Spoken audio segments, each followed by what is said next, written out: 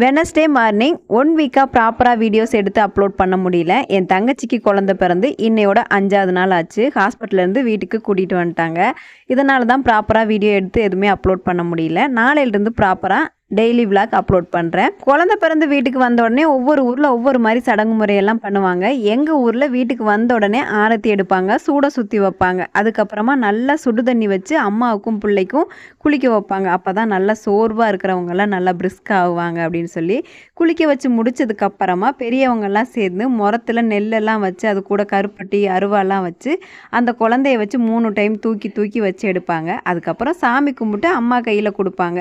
கொடுத்ததுக்கப்புறமா விளக்கேற்றி சாமி கும்பிட்டு தொட்டிலில் போடுவாங்க. இதுதான் எங்கள் ஊர் வழக்கம். உங்கள் ஊர் சைட்லாம் எப்படி ஃபாலோ பண்ணுவாங்க அப்படின்னு சொல்லிட்டு கீழே கமெண்ட் பாக்ஸில் ஷேர் பண்ணுங்கள்.